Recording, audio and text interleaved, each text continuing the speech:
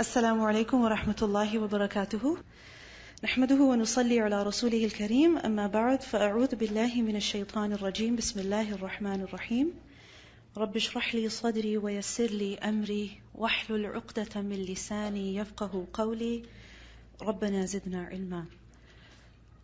Ramadan, شهر الصيام, the month of fasting. شهر القرآن, the month of Quran. Shahrul Ihsan, the month of worshipping Allah subhanahu wa ta'ala with excellence, with beauty. Ramadan is this one month of the year in which Allah subhanahu wa ta'ala has made fasting an obligation upon us. It is the month in which we do not have a choice. Meaning if we wish to fast, we can fast, and if we wish to leave fasting, we can leave fasting. No, it is something that has been made obligatory upon us, necessary for us. And in the Quran, from the Sunnah, we do learn about people who are exempt from this obligation, but in general sense, every person who believes in Allah, in the last day, who says that he is a Muslim, that she is a Muslim, then they must observe this pillar of faith, which is fasting in the month of Ramadan. Now when it comes to fasting, what are we doing essentially? When we're observing our fast, we are basically putting aside our bodily needs. We are putting aside our need to eat, our need to drink, our need to rest, our need to enjoy sexual relations. We are putting these needs aside. We are restricting them to just a few hours of the day, which is in fact not the day, but the night. Just the time between sunset and sunrise. This is the time when we can fulfill our bodily needs. What about the rest of the time? What are we doing? Why are we taught to keep away from fulfilling our bodily needs? So that we can attend to the needs of the soul. So that we can pay attention to our heart also. We can reflect on our relationship with Allah subhanahu wa ta'ala. We can nourish, we can feed the soul. Because by this point, the soul has become hungry, it has become thirsty, it needs some attention. Because if you think about it, throughout the year, what are we doing generally? We are fulfilling our bodily needs. And our bodily needs are such that no matter how much you pursue them, no matter how much you try to fulfill them, they're never fully accomplished. Think about it. Has it ever happened that you go get a haircut done and then you think, yeah, I'm done for life? No. Does it ever happen that you get your hair dyed and you say, okay, I'm done for 1 year? No, not possible. Does it ever happen that you eat something in the morning and you say, khalas, I'm done, I'm good for 1 week? No way. Our body is such that it is needy. Every few hours, every few minutes, every few days, it has needs. It becomes thirsty, it becomes greedy, it wants to be satisfied. Just like a crying baby. What happens to that baby? It has a need. It needs to be changed. It needs to be fed. The baby needs to be burped. The baby needs to be loved. Isn't that so? So what happens to the mother who is constantly attending to the needs of her child? What happens to her? Does she end up neglecting herself? Does she end up neglecting her own health? Yes. She's getting less sleep, she's not able to eat well, she's not able to socialize much, she's a mess. So then what happens? She needs some time to herself. When somebody will come and say, I've got the baby, you go get some rest. I've got the baby, you go eat. I've got the baby, you take a day off. You go have some fun. Now we see that if the body has so many needs, and if throughout our lives we are pursuing the needs of the body, what will happen to the soul? Will it not be neglected? Will it not feel hungry and thirsty? Yes. Because just as the body has needs, our soul also has needs. It has a need. What need? It has a need to be nourished. And what is the nourishment? What is the food for the soul, for the heart? It is the Quran. the soul has the need to be disciplined. And what is it that will discipline, that will train the soul? It is the act of fasting. It is this worship of fasting that will discipline and train the soul.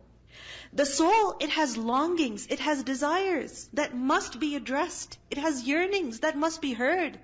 It needs to make dua. It needs to call out to its Lord. So it needs to make dua to Allah subhanahu wa ta'ala. So when in the month of Ramadan, we are putting our bodily needs aside, we are restricting ourselves to just a few hours to fulfill our bodily needs, the rest of the time, what is it that we are paying attention to? What is it that we need to focus on? The needs of the soul, its nourishment, its discipline, its yearnings. It needs to be heard. It needs to make dua. It needs to listen to the Quran. It needs to be disciplined. And this is what the month of Ramadan is about. Now what happens is that when we continue to feed the body, then what will happen to the soul? It will eventually become weak. It will starve. It will lose its strength. And this is something that's very natural. When we pay too much attention to one thing, then the other becomes neglected. And the one who is neglected, what will happen to it? Will it become stronger over time, or will it become weak over time? It will become weak over time. Have you ever experienced this? That your body is very comfortable in bed. Very comfortable. Alright? You're feeling relaxed. Your bed is nice and cozy. The temperature in your room is just perfect. There is no noise. Neither in the street nor in the house. The TVs are off, the phones are off, the children are sleeping, and you are having a good time in your bed. Your body is enjoying. Now, it is time to pray. Is there some tension between the body and the soul over here? Is there?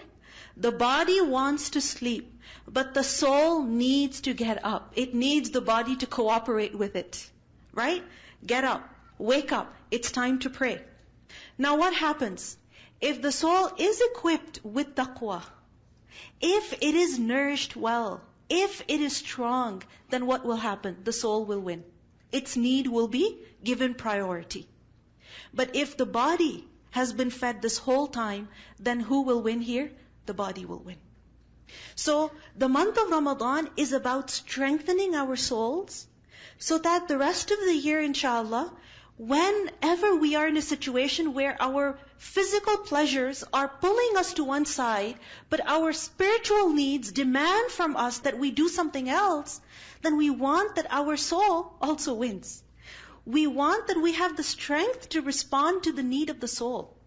This is what we want to do. This is what the month of Ramadan is about. Because the Prophet ﷺ said that أَعْطِ كُلَّ ذِي حَقٍّ حَقَّهُ. Give every deserver of a right its right. Meaning everyone that deserves a haqq, that deserves a right, that has a right over something, then it must be given. So the body has a right, it has a need. And whether somebody tells us or not, we are very good at looking after the needs of our body. But the soul also has a need. So this month, the focus is on what? On the soul. Nourishing it, strengthening it, responding to its need, disciplining it. The Prophet ﷺ, he used to make this dua. Which dua was it? Allahumma inni as'aluka ilman nafi'an وَعَمَلًا مُتَقَبَّلًا وَرِزْقًا طَيِّبًا. That, oh Allah, I ask you for ilman nafi'an. What is ilman nafi'an? Beneficial, useful knowledge. Secondly, عَمَلًا مُتَقَبَّلًا. Deeds that are accepted. Accepted by who? Allah subhanahu wa ta'ala. Efforts that are rewarded by Allah. And thirdly, rizqan tayyiba, provision that is pure. Now if you reflect on this dua, what do we see? Ilm, knowledge. That is the need of the mind. It needs knowledge. Amal mutaqabbal. good, useful, productive deeds. This is the need of the soul. Because the soul, our heart, it needs to feel like it has accomplished something. And thirdly, rizqan tayyiban, good provision, that is the need of the body. Good provision is the need of the body. So the Prophet ﷺ asked Allah for the nourishment of all these three aspects of our lives. The mind, the soul, and the body. Allahumma inni as'aluka ilman nafi'an wa amalan mutaqabbalan wa rizqan tayyiba. Now if you think about it, when we exert our effort in doing something, any action that we are doing, any action at all, do we want that effort, that action should be worth it? That at the end, we actually get something from it, so that we feel, yes, this effort was worth it. So for example, if you go to the mall for 2 hours, why? To find a jacket for yourself. Alright? And what happens? 2 hours you spend in the mall walking up and down, alright? But you don't come out with a jacket. How do you feel? How do you feel? Disappointed. You put in so much effort. You even brought your husband's money. He gave it to you, willingly. Alright? Or you brought your money that you had been saving for such a long time. You had the car to yourself. You had a babysitter watching your children. Alright? You prepared dinner before coming. You put in so much effort to make sure you would find a jacket, but you don't find a jacket. How does it feel? That your entire effort was worthless. Worthless. Now the month of Ramadan is an entire month in which every single day we are refraining from eating and drinking. We will be spending sleepless nights. We will be spending, inshallah, hours standing in prayer. So we want that at the end of the month, we have actually achieved something. We have gained something. This entire month of worship is accepted and rewarded by Allah subhanahu wa ta'ala. And really, it brings about a change in our lives, a permanent change in our lives. So, for this purpose, we must set some goals for ourselves. Just like when you go to the mall, you find out where the stores are. Right? You're not just going to go up and down the aisles thinking, okay, maybe there's a store here. Oh, maybe there's a store there. No. You're going to find out if those stores are even there at the mall. And if they are, where are they? And where they are, whatever stores they are, do they even carry jackets? Because if you end up spending your time going from one children's store to another, you're not going to end up with a jacket at all. So you have to have some kind of a plan. So what is our plan? What is our goal for this month of Ramadan? I don't know about you, but this is what I have for myself. And that is that by the end of this month, insha'Allah, my level of knowledge of the Quran, it should have increased. It should have improved. Because the Prophet ﷺ prayed that, oh Allah, give me beneficial knowledge. And what is beneficial knowledge other than the Quran? It is the source of ilm, because this is the kalam of Allah. So by the end of this month, by the end of the month of Ramadan, insha'Allah, knowledge of the Quran should be at a higher level, at a greater level. Secondly, when performing any action, whether it is the action of fasting, of praying qiyamul layl, or giving sadaqah, or of going to a gathering of knowledge, spending time with the family, any action, insha'Allah, pay attention to two things: the intention and the manner. Why the intention? Because a deed could be very beautiful on the outward. On the apparent, it could be very beautiful. But if the intention is corrupt, then that action will bring no reward at all. It will bring no reward at all. Because the fact is that when a person is performing a good deed, and if the heart is mutawajjihun ilallah, it is directed to Allah, it is focused on Allah, meaning the purpose, the goal is to obtain the pleasure of Allah subhanahu wa ta'ala, the intention is correct, then what will happen? That deed will be a cause of success. Why? Because that deed will be accepted by Allah subhanahu wa ta'ala. And if there is an action which is apparently very good, but the heart is not directed to Allah, then that same action could be a cause of our very destruction and eternal failure. That apparently righteous deed could be a cause of a person ending up in hellfire. Because who are the first people who will be judged on the Day of Judgment? Who will be sent to their destination on the Day of Judgment? Number one amongst them is the one who reads the Quran.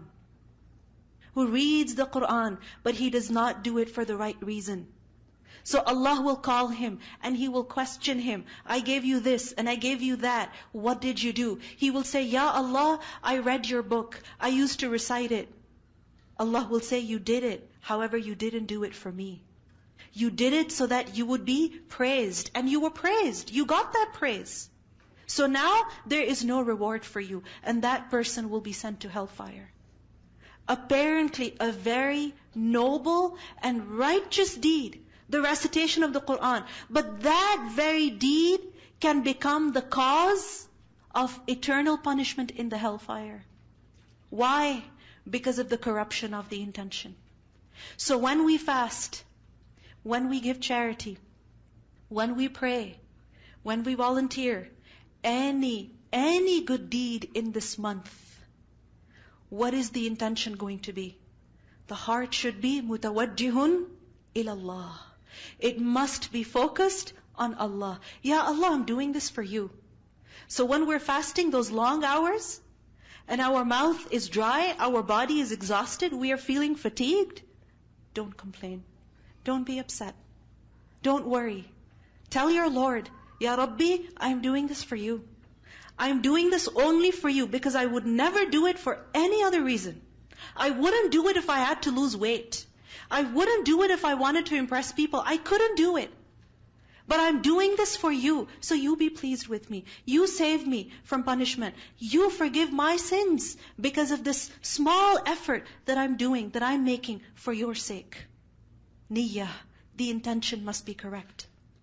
And secondly, the manner of performing those good deeds must also be beautiful. It must also be with ihsan, with excellence.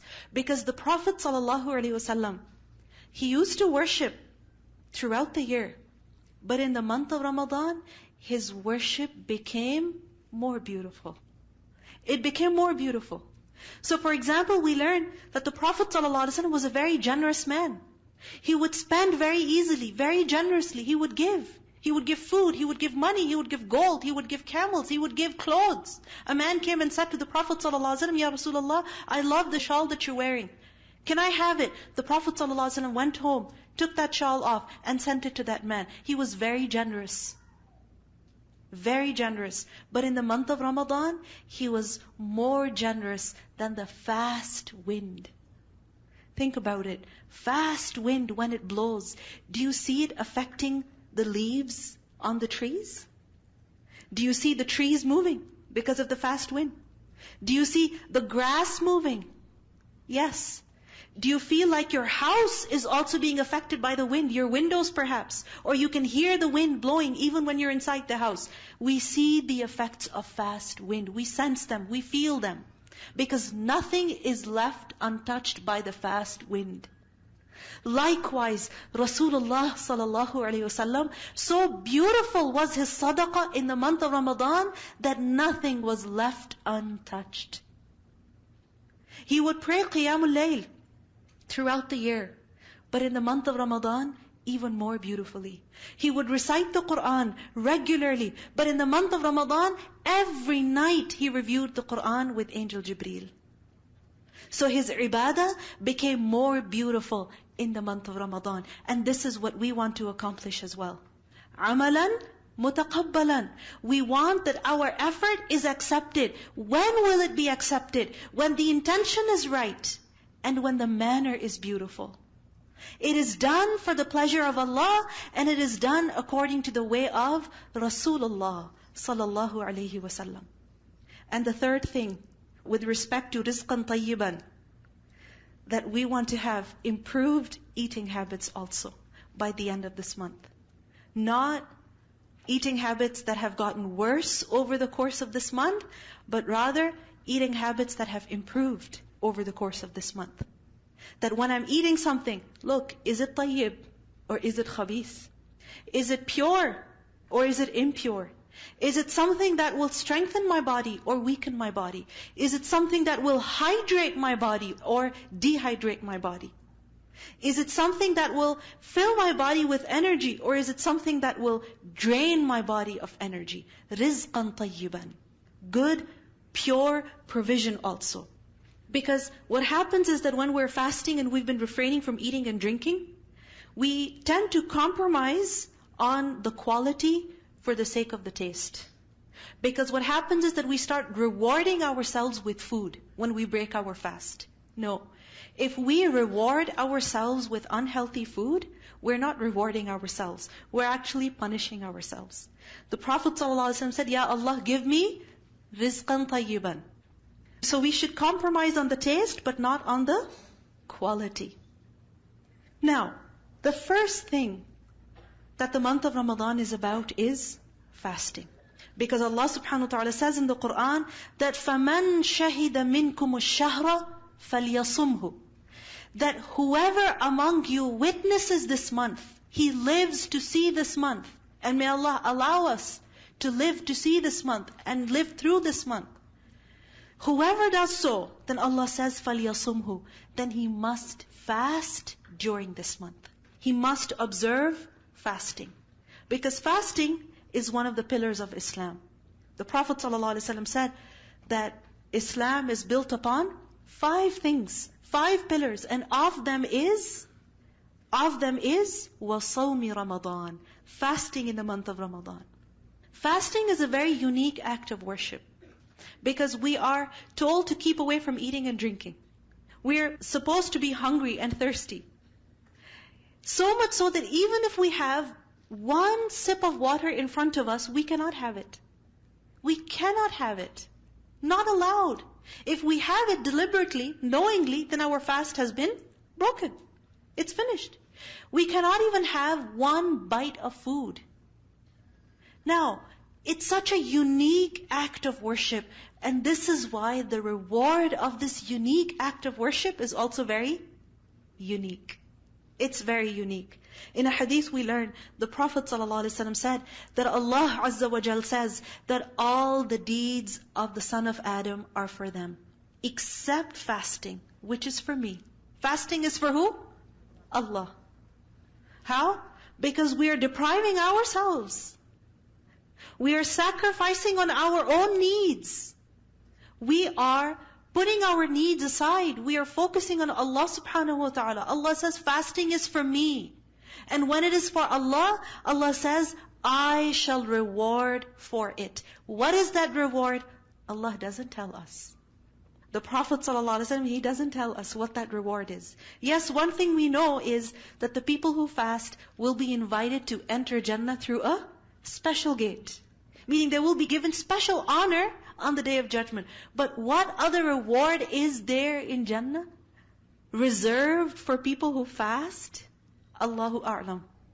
Allahu A'lam. فَلَا تَعْلَمُ نَفْسٌ مَا أُخْفِيَ لَهُمْ مِنْ قُرَّةِ أَعْيُنٍ. No soul knows what reward Allah has kept as a secret for them. Why? Because of what they used to do. It's a secret. Allah has kept it. Now, fasting, what is the purpose of fasting? Is it just to make us hungry and thirsty? To make us cranky? To make us physically weak? No. Allah Himself tells us what the objective, what the purpose of fasting is. And what is that? لَعَلَّكُمْ تَتَّقُونَ. So that you can have taqwa. What is taqwa? Protection. Why do we fast? So that we can protect our soul from committing sin in this life. Because when we are fasting, we are disciplining our desires. We are training our soul. So we are teaching it, we are preparing it, we are strengthening it so that it can be protected from sin. So لَعَلَّكُمْ تَتَّقُونَ, so that you develop taqwa, meaning you shield yourself from committing sin in this life. And also, so that you may shield yourself, protect yourself from the punishment in the next life. Because fasting is an act of worship that erases our sins. The Prophet ﷺ said, "As-siyamu junnah." Fasting is a shield. Has it ever happened that there's something dangerous and you need a shield to protect yourself from that danger? So for instance, in the winter months, what happens when there's -30 outside with a wind chill and a storm? What happens? Do you go outside with your hands exposed? Never. You don't do that. When I first came to Canada, I hated gloves. Alright? I still don't like them. I don't like covering my hands. I feel like when I cannot touch the wheel, when I cannot touch something, I feel very restricted. Alright? So for many years, I avoided wearing gloves. However, when I started driving, and I had to take my kids to school and everything, in the morning you're leaving, that's when I finally gave up. And I started wearing gloves. Why? Because I learned that if I don't wear gloves, and I touch the cold car, and my hands are exposed because I'm putting the kids in the car, what will happen to my hands? They will freeze. They'll become so cold that my bones will hurt. Literally the bones hurt. Right? The cold just gets inside. So we need to shield ourselves. In the summer, what do we need? Sunscreen, screen, shield, protection. Right? So, we also need protection from hellfire. We also need protection from punishment in the grave, from punishment on the Day of Judgment. So what is one of those deeds that will protect us from punishment, that will shield us from Nar Jahannam? It is the act of fasting. Because Allah says that fasting has been made obligatory on you. Why? لَعَلَّكُمْ تَتَّقُونَ. The purpose of fasting is not to keep us hungry and thirsty. Because the Prophet ﷺ said that there are many who fast, but they get nothing from their fast except for hunger. And there are many who pray, and they get nothing from their prayer except sleepless nights. So the point of fasting, the point of this month, is not to torture our bodies. No. It is to strengthen our soul. It is to equip the soul, to train the soul. Now, the month of Ramadan is not just a month of fasting. Because when Allah mentions Ramadan in the Quran, you heard the ayat at the beginning. What do we learn? What does Allah subhanahu wa ta'ala say about the month of Ramadan? Shahru Ramadan alladhi, the month of Ramadan is that in which unzila fihi al-Quran, in which the Quran was revealed. So when Allah mentions Ramadan, before He mentions fasting, what does He tell us about Ramadan? That this is the time when Allah revealed the Quran. When Allah honored you with His gift of guidance. He honored you. He gave you His kalam so that you may be guided in this life. This is why we celebrate this month. How? By fasting. In a hadith we learn that it was not just the Quran that was revealed in the month of Ramadan. The Suhuf of Ibrahim, they were revealed in Ramadan. The Tawrat was revealed in Ramadan. The Zabur was revealed in the month of Ramadan. The Injil was revealed in the month of Ramadan. And when Allah revealed the Quran, again He chose the month of Ramadan. So there's something special about this month. It is the month of divine revelation. It is the month when Allah gifted His servants revelation. Wahy, ilm, nur, huda, furqan. So this is the time when we are grateful to Allah subhanahu wa ta'ala for this gift of guidance. And how do we express that gratitude? By fasting. Not by partying, not by feasting, but how? By fasting. And not just fasting, but also reconnecting with the book of Allah in this month. Because no matter how much we love the Quran, what happens over time is that our recitation of the Quran, it begins to decrease. The Quran that we have memorized, the portions of the Quran that we have memorized, what happens? We begin to forget them. The commands that we have studied in the Quran, that we have learned in the Quran, what happens? We begin to forget them. Why? Because we're so busy the rest of the year. And that is normal. It happens. We are human beings. We are meant to forget. Insan, after all, is from nisyan. And nisyan is to forget. So insan forgets. We are human beings. We forget. It's something that's normal. But what is the cure to forgetfulness? What is the solution? How do you counter that? How do you counter that? By reminding yourself. Isn't it? So for example, if you know that you're going to forget to take your grocery bags, right, in the morning when you leave for work, what do? Do you put a reminder on your phone?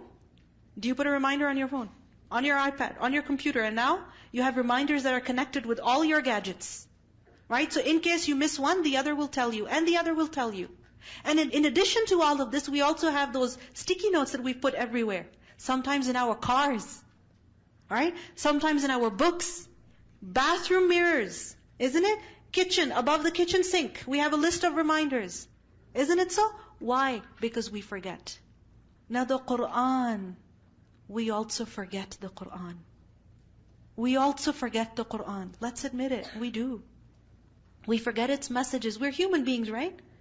You know, when the Prophet ﷺ passed away, when he died, Abu Bakr radiallahu anhu was not in Medina, because in the morning at Fajr time, the Prophet ﷺ was perfectly fine. He got up, he lifted his curtain, he saw the Sahaba praying, and the Sahaba, they said that it was as if, the people were going to be put into a fitna. We were about to break our prayer because we were so excited that the Prophet ﷺ is here. He's fine, because he had been unwell for the last couple of days. So what happened in the morning? He was fine. Abu Bakr radiallahu anhu, he finished his salah, he met the Prophet ﷺ, and he went outside of Medina to run a few errands. And what happened? In that time, Rasulullah ﷺ passed away. When he passed away, the Sahaba were in shock. Umar radiallahu anhu is standing in the masjid, angry at people. Nobody dares say that Rasulullah ﷺ has died. And imagine if Umar is saying that, who can respond to him? Nobody said anything, but people were just crying. Abu Bakr radiallahu anhu came in. He came in, he went into the house of Aisha radiallahu anha, his daughter. That is where the Prophet ﷺ was, because his head was in her lap when he passed away. Abu Bakr radiallahu anhu went, he kissed the forehead of the Prophet ﷺ.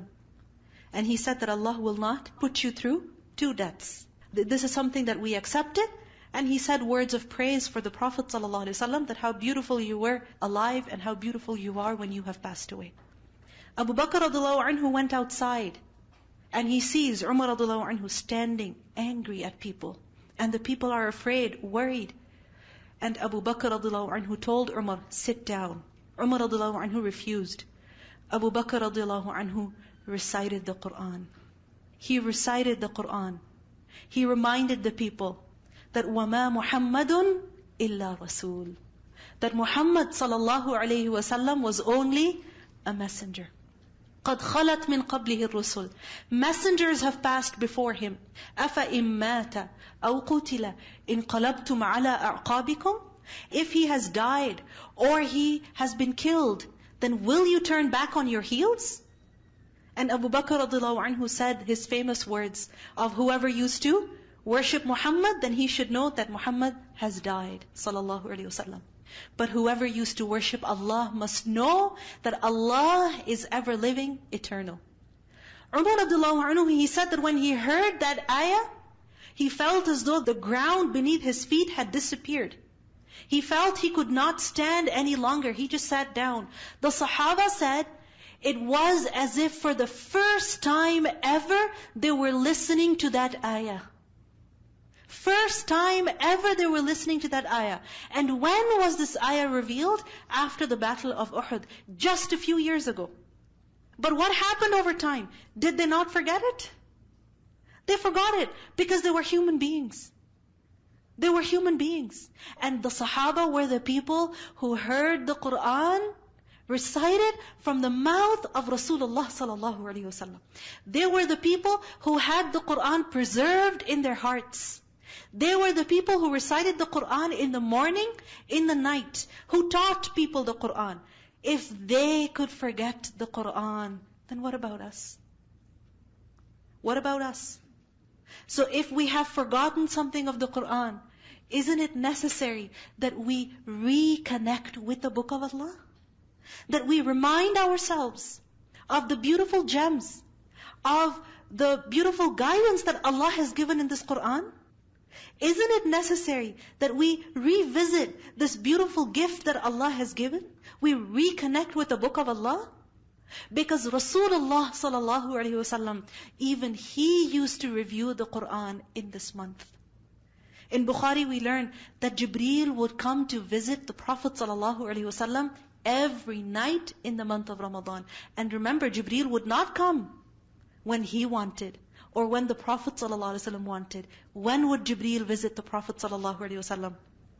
When Allah ordered him. So if Jibreel is coming to the Prophet ﷺ every single night and making the Prophet ﷺ review the Quran, this is being done at whose orders? At whose instructions? At the instruction of Rabbul Alameen. If the Messenger ﷺ needed to review the Quran every night, then what about us? Then what about us? We also need to reconnect with the Quran. Now the question is, how do we reconnect with the Book of Allah in this month? Through different ways. First of all, let's do what the Prophet ﷺ did. And what did he do? Tilawah. Recitation. Because the month of Ramadan is a month of Quran. And in this month, the one action that should be most visible after fasting should be which ibadah? Ibadah with the Quran. This should be the most visible, the most prominent, the most evident ibadah in the month of Ramadan after fasting. And what is that? With the Quran. And this is why we see that the Salaf, what would they do? Imam Malik, he would say that this is the month of Quran, and therefore, لا كلام فيه إلا مع القرآن. There is no talking, no chatting, no conversation in this month except with the Quran. It's as if he is telling people, I love you, however, I need to talk to the Quran more than I talk to you in this month. Do we spend our time talking? Lots, isn't it? We talk to our friends, we talk to our families, we talk, through our mouths, on the phone, or with people who are sitting in front of us, and sometimes through text messages, right? Status updates and so on and so forth. We're always conversing. Imam Malik said this month is for talking with the Quran. Just as we spend hours talking to people, now hours should be spent talking to the Quran. Now the question is, how do you talk to the Quran? How do you talk to the Quran? By reading it and listening to it. Because you see, this is how you carry a conversation. You speak, and then you listen. We talk, and then we listen. So likewise, in this month, insha'Allah, we have to spend some time, however much time we can, in recitation of the Quran, and also in listening to the Quran. So for example, in Salatul Taraweeh, many of us, insha'Allah, will get a chance to listen to the Quran. But should that be it? No, more than that. Recitation of the Quran in the day also. In the day also. Or if we're not able to go for Salatul Taraweeh ourselves, then reciting Quran ourselves. Listening and reciting. Because when a person recites the Quran, then what happens? He is rewarded for every single letter. Every single letter. What's the reward? 10 good deeds. 10 good deeds for every letter. Now imagine if you do that while you're fasting. Isn't the reward going to be more? It is. Because now it's added up with another act of worship. So there is more reward for reciting the Quran in the month of Ramadan while a person is fasting. And when a person is fasting, then remember, when he reads the Quran, then the Quran will intercede for him on the Day of Judgment. In a hadith we learn that the Prophet ﷺ said, on the Day of Resurrection, the Quran will appear in the form of a lean, weak human being. Another hadith tells us, a pale human being. And it will say to the person who used to recite the Quran, do you recognize me? Has it ever happened with you? Somebody just comes in front of you and says, do you recognize me? Has it ever happened? And you're trying to remember, and you cannot remember, but you don't want to offend the other person also, right? So anyway, the Quran will say, do you recognize me? The person will say, I do not recognize you. The Quran will say, I am your companion, the Quran, who kept you thirsty in the scorching heat. Quran that kept you thirsty in the heat, meaning it was hot, you were fasting, you were thirsty, but you kept reciting me. You were thirsty because of me. Because think about it, if we keep quiet, alright, our mouth is shut, and we are lying down, are we going to feel thirsty? No, not really. And even if we do feel thirsty, it's easier to control it. Why? Because we're lying down, and very soon we're going to doze off. And we can sleep for 2-3 hours, and the fast is over. Right? But when a person chooses to recite the Quran, then what is he doing? He's keeping himself thirsty in the heat. He cannot even have a sip of water, but he's thirsty. The Quran will say, I kept you thirsty in the heat of the day, and I kept you awake at night. The night was short. You could have slept, but you chose to recite the Quran in salah. I kept you awake. Those few hours you had, you sacrificed them for the book of Allah. The Quran will say to the person that every trader, meaning every person who does business, he does so with the intention of gaining profit. So today is the day when you will get your reward. When you will redeem your points. Right? When you will get your rewards. And what is the reward? Because the Quran will then intercede for the person. So we learn in the hadith that the person will be given kingship in his right hand.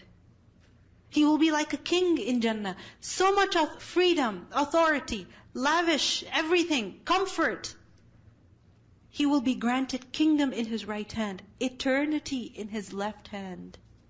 Eternity in his left hand. So he will be in Jannah forever. He will be made to wear the crown of respect and dignity. His parents will be made to wear silky robes, silky dresses, beautiful, elegant dresses that will be more precious than the world and whatever is in it. And the parents will ask, why have we been given this? Why are we being treated in this way?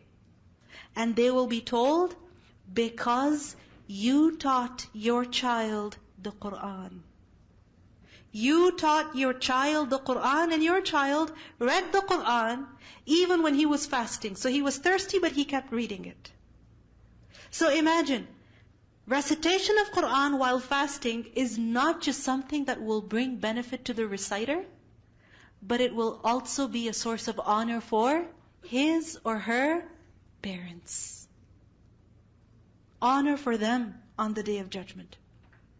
Now what happens is that in the month of Ramadan, sometimes we hesitate to recite the Quran. Why? Because there are people. In the masjid, for example, we have about 15 minutes before Salah, we want to recite the Quran, but there are so many people, and we feel shy of reciting the Quran in front of them. Or at home, our families are there. We feel shy. The Prophet ﷺ said that the one who recites the Quran in a loud voice, loud not in the sense that the person is screaming, no, loud in the sense that others can hear him, then he is like one who gives sadaqah openly. Why is it like sadaqah? Because when you recite the Quran to someone gets to listen, they're also getting a chance to worship Allah subhanahu wa ta'ala. Isn't it? Because they're getting to listen to the Quran. They're getting to reflect on the Quran. So it's as if you're giving sadaqah. But how sadaqah? Openly. Why? Because you're reciting Quran openly. And the one who recites the Quran quietly is like the one who gives sadaqah secretly. Both are good. Both are good. It's a win-win situation. So if we get a chance to recite the Quran when others can hear us, good, alhamdulillah. But obviously the intention must be correct. And if we get a chance to recite the Quran in our privacy, when nobody can hear, even that is good. It's a win-win situation. The recitation of the Quran. What is this? It's a very, very noble deed. Once a man came to Abu Sa'id al-Khudri and he said, advise me. Has it ever happened? That you ask somebody, can you please advise me? The month of Ramadan is coming. I'm really nervous about it. Can you please advise me? Right? I'm going to go into the school. Can you please advise me? I'm going to get married. Can you advise me? Huh? So this person is asking Abu Sa'id al-Khudri, advise me.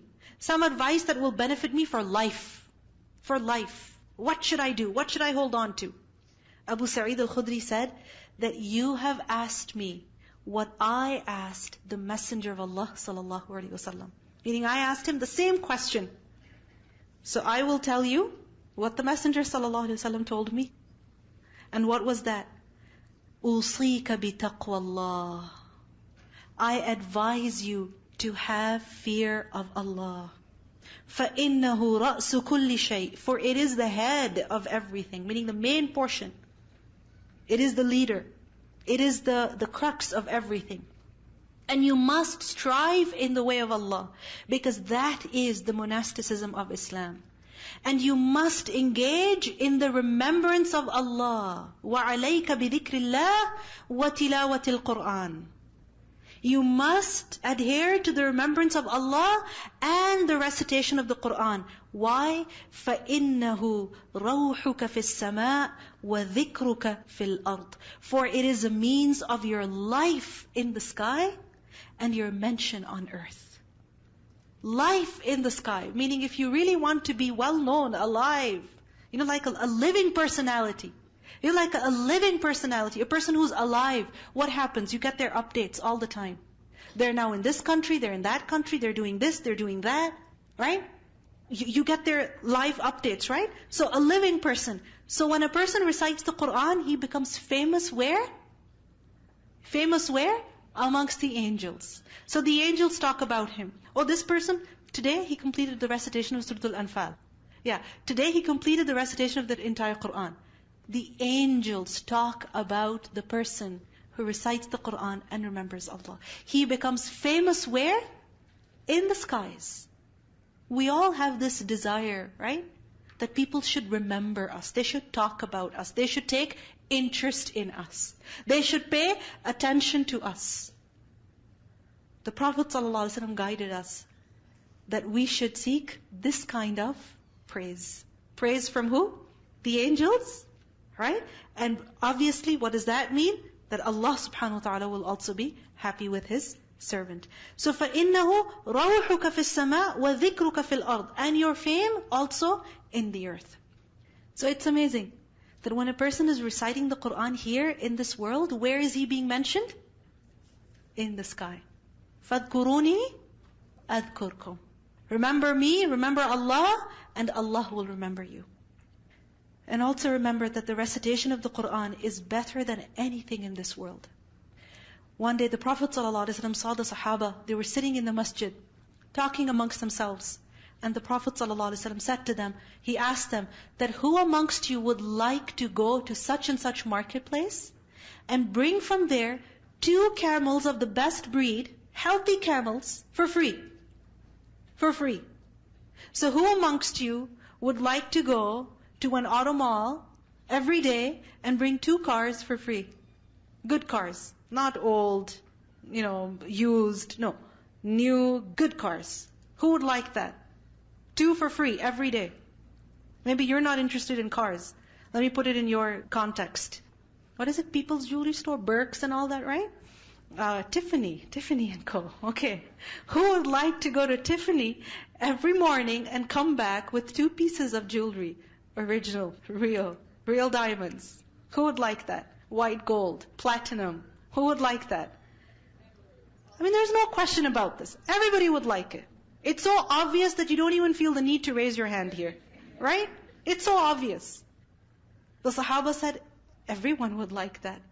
The Prophet ﷺ said, if one of you were to go to the masjid and recite or learn or teach 2 ayat of the Qur'an, that is better for you than those camels. If you go to the masjid one morning and you end up reciting or listening to or learning or teaching just 2 ayat, that is better than a trip to Tiffany and coming back with free jewelry. It's better than that. And it's up to us whether we want to limit ourselves to 2 or more. 2 or more. It's up to us. It's a treasure. Because what happens to the cars of this world? What happens to the jewelry of this world? Does it not become old? Does it not lose its shine? What happens to it? Does it not lose its value? I mean, a car, the moment it drives out of a dealership, that's it. What happens to its value? A huge percentage of it is just lost. It's gone. It's gone. But gaining the ilm of the Quran, spending time with the book of Allah, this is something that is a source of endless, continuous reward for a person. So what better time to learn the book of Allah, to recite the book of Allah, to reflect on the book of Allah, to teach the book of Allah, than this month, even if it's just 2 ayat a day. Just 2 ayat. And we learn that a person who recites the Quran, then he will be protected in the grave also. In a hadith we learn that a man is placed in his grave. And now put yourself in that position. A person is placed in his grave. Who's with him? Who's with her? Nobody. There's no phone, no human being, no access to anybody. Alone. And when he is approached from the side of his head. Why? Because of the sins that he has committed. Approached by what? By punishment. Because if you think about it, are we not sinful? Do we not commit sins? With our head also? I mean, think about the times when we have, shaken our head in pride. Jerked our head or something in pride. Isn't that a sin of the head? What's in the head? Our mind, our brain, our thoughts. So think about the number of times that we have entertained negative thoughts about Allah's servants. These are all sins, right? And they're endless. So when the punishment will approach him from the side of his head, the recitation of the Quran will repel the punishment. It will come between the person and the punishment. That no, you can't reach him through me. The Quran will come in between and say, no, you cannot reach this person. It will shield him from punishment. And this is a hadith in At-Tabarani. When the punishment will approach him from his side, so the right or the left side, then charity will repel the punishment. How much sadaqah did a person give? When the punishment will approach him from the side of his feet, then his walking to the masjid is going to repel it. So this month, as we walk to the masjid, as we engage in sadaqah, as we also recite the Quran, do it with ihtisab. What is ihtisab? Expecting reward from Allah, hoping reward from Allah, keeping a goal in mind. Don't just do it because you have to do it and everybody is doing it and this is just something that we do. Do it with this in mind. Ya Allah, I'm walking to the masjid at 11 p.m. My kitchen sink is full with dirty dishes. My laundry is just piling up. My body is exhausted. But I'm walking to the masjid because I want to spend the night praying to you. You save me at a time when I'm alone in my grave. Giving sadaqah, reciting the Quran, keep this intention in mind. Then we see that the recitation of the Quran, not just during the day, but especially in Qiyamul Layl. In Qiyamul Layl. If a person gets to go for Taraweeh, excellent. But if we're not able to go for whatever reason, you have work, or you have a family, young children whom you have to look after, because of whom you cannot go to the masjid, that doesn't mean we deprive ourselves of this treasure, of this great opportunity. Listen to this hadith. The Prophet ﷺ said, الصيام والقرآن يشفعان للعبد يوم القيامة. Fasting and the Quran will both intercede for the servant on the day of judgment. يقول الصيام. Fasting will say, أي ربي, O Lord, منعته الطعام والشهوات بالنهار. أي ربي. Fasting will say, أي ربي, O Lord, I prevented this person from food and from fulfilling his desires during the day. فَشَفِّعْنِي فِيهِ. Allow me to intercede for him. Allow me to intercede for him. وَيَقُولُ الْقُرْآنِ, and the Qur'an will say, مَنَعْتُهُ النَّوْمَ بِاللَّيْلِ. Oh Allah, I prevented him from sleep in the night. He couldn't sleep because of me. He couldn't sleep in those few hours even because of me. So allow me to intercede for him. The Prophet ﷺ said, فَيُشَفَّعَانِ, then both will be given permission to intercede for the person. And imagine when fasting and Qur'an are fighting for a person, arguing for a person, then no, this person should not be punished. No, this person should go to Jannah. Yes, this person should be given a higher rank in Jannah. Then is that person going to suffer on that day? But we have to give a little here so we can get a lot there. We have to give up some of our sleep, some of our comfort, spend some of our night in the recitation of the Qur'an so that we can be successful on that day. The Prophet ﷺ said, مَنْ قَامَ رَمَضَانَ إِيمَانًا وَاحْتِسَابًا غُفِرَ لَهُ مَا تَقَدَّمَ مِنْ ذَنْبِهِ. The person who establishes prayer during the nights of Ramadan. This is not the 5 daily prayers. This is establishing the prayer when? In the night of Ramadan. What does it mean? Every night, a person spends some time in Qiyamul Layl. And what is he doing in Qiyamul Layl? Reciting the Qur'an. But he does it with iman, with sincere faith, and hoping to attain Allah's rewards. Then all of his past sins shall be forgiven. All of his past sins shall be forgiven. Wiped off. Because of what? His praying in the nights of Ramadan. Qiyamul Layl is the best prayer after the fard prayers. The Prophet ﷺ said that أَفْضَلُ الصَّلَاةِ بَعْدَ الْفَرِيضَةِ صَلَاةُ اللَّيْلِ. The best prayer after the prescribed prayer is the night prayer. It is the night prayer. Jibreel once came to the Prophet ﷺ and said, Ya Muhammad, عِشْ مَا شِئْتَ فَإِنَّكَ مَيِّتٌ. Live as long as you want. Eventually you are going to die. وَأَحْبِبْ مَنْ أَحْبَبْتَ فَإِنَّكَ مُفَارِقُهُ. Love whoever you wish. Ultimately you shall leave it. وَاعْمَلْ مَا شِئْتَ فَإِنَّكَ مَجْزِيٌّ بِهِ.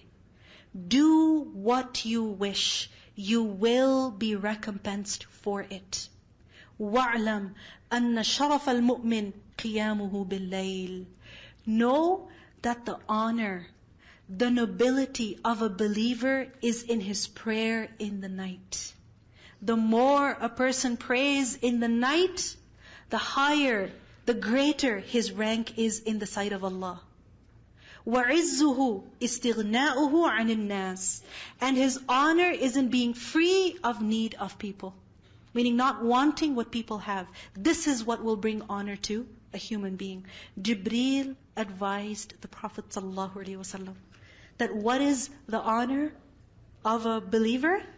It is his standing in prayer in the night. Because this is something that will cause people to enter Jannah with security. The Prophet ﷺ said that pray in the night while the people are asleep and you shall enter Jannah in safety. تَدْخُلُ الْجَنَّةَ بِسَلَامٍ. There are special homes in Jannah, unique homes, whose outside can be seen from the inside and the inside can be seen from outside. And the Prophet ﷺ, when he described these beautiful houses in Jannah, a man said, لِمَنْ هِيَ يَا رَسُولَ اللَّهِ. Who get those houses, Ya Rasulullah? And he said, لِمَنْ طَابَ الْكَلَامِ. For the one who says good speech, who speaks well. وَأَطْعَمَ الطَّعَامِ. And he gives food to others, he feeds others. وَبَاتَ قَائِمًا وَالنَّاسُ نِيَامٌ. And he spends the night standing while the people are asleep. This is the person who will achieve high levels in Jannah. Now the Prophet ﷺ, what kind of Qiyamul Layl would he perform in the month of Ramadan, or even in general? In a hadith we learn, Hudayfa radhiallahu anhu, he said that I came to the Prophet ﷺ in one of the nights of Ramadan and stood with him to pray. So he found the Prophet ﷺ praying, so he just joined him. He said when the Prophet ﷺ said the takbir, he said, Allahu Akbar, ذُو الْمَلَكُوتِ وَالْجَبَرُوتِ وَالْكِبْرِيَاءِ وَالْعَظَمَةِ. So he glorified, he praised Allah. Then the Prophet ﷺ, after Surah Al-Fatiha, he recited Al-Baqarah. Surah Al-Baqarah. The entire Surah Al-Baqarah. Then he recited Surah Al-Nisa. The entire Surah Al-Nisa. Then he recited Surah Ali Imran. The entire Surah Ali Imran. Hudayfa said, the Prophet ﷺ would not pass by any verse of warning except that he paused there. He took his time. He then went into ruku' and he did tasbihat. And then again, he went into sujood, and then when he got up again, he recited more Quran. And then he said the salam. Now, what do we see? The Prophet ﷺ, his qiyamul layl was not for the purpose of just completing 8 rak'at. It was not just for the purpose of completing 20 rak'at. It was not just for the sake of doing qiyamul layl. It was for the purpose of reciting Quran in qiyamul layl. That is what he did. And that is what we should also aspire to do. In fact, when a person recites just 10 ayat in qiyamul layl, he gets the reward of qintar, a heap of reward. When a person recites 100 ayat in qiyamul layl, then the reward for the entire night of worship is written for him. And when a person recites 1,000 verses, then he is of the muqantireen, those who are given more and more of reward, heaps and heaps of reward, meaning uncountable. So this is the time when we recite the Quran in the day, as well as in the night. And when we recite, just like the Prophet ﷺ did, we also reflect upon the Quran. Because Allah says, كِتَابٌ أَنزَلْنَاهُ إِلَيْكَ مُبَارَكٌ لِيَدَّبَّرُوا آيَاتِهِ. This kitab we have revealed. Why? So that people reflect on its verses. It's not just for recitation, it's also for reflection. Many of us, we think that when it comes to the Quran, my goal is to complete the study of the Quran. My goal is to complete the recitation of the Quran. Or my goal is to complete the memorization of the Quran. These are not goals. These are not goals. These are all means. Means to what? Reflection on the Quran. Tadabbur on the Quran. Because when a person studies the Quran, he's able to reflect on the Quran. Now once the study is done, an endless journey of tadabbur should begin. You understand? Likewise, when a person memorizes the Quran, he's able to recite it. He can recite it fluently. Now it doesn't mean that he can put the Quran away. No, it means now the endless journey, the lifelong journey of reflection on the Quran should begin. Because when we reflect on the Quran, we think about ourselves. We see our mistakes. We do something to fix ourselves. We improve our condition, our state. We do amal on the Quran. And that is what the Quran was revealed for. Our guidance. And this is why, inshallah, just before this month of Ramadan, starting tomorrow, inshallah, we will begin the review of the meaning of the Quran, inshallah. 1 juz a day, inshallah, every single day, starting tomorrow. And the goal is to review the meaning of the Quran. Why? So that we can reflect on it. So that when we will be reciting the Quran in this month, and we will be listening to it, we know what we're saying. So that we can be of those who Allah subhanahu wa ta'ala describes as al-muttaqeen. Because this Quran is what? Hudan lil-muttaqeen. May Allah subhanahu wa ta'ala allow us to spend this month with His book, in His worship. And may Allah subhanahu wa ta'ala allow us to make this month a successful month, so that He is happy with us and we are happy with Him. May our deeds be amalan mutaqabbalan. Inshallah, tomorrow when we begin our program of Fahm al-Quran, we will be using the translation of Sahih International. Alright? And if you have that mushaf with you, I would recommend that you bring that with you, because I will be reading that translation and you want to be able to follow along easily. Right? So inshallah, if you have it, bring it. If you'd like to just use it off of the internet, there are many sites that have that translation for free. So inshallah, you can also bring that. And with that, inshallah, we conclude our program. Subhanakallahumma wa bihamdik. Nashhadu an la ilaha illa anta. Nastaghfiruka wa natubu ilayk. Assalamu alaikum wa rahmatullahi wa barakatuh.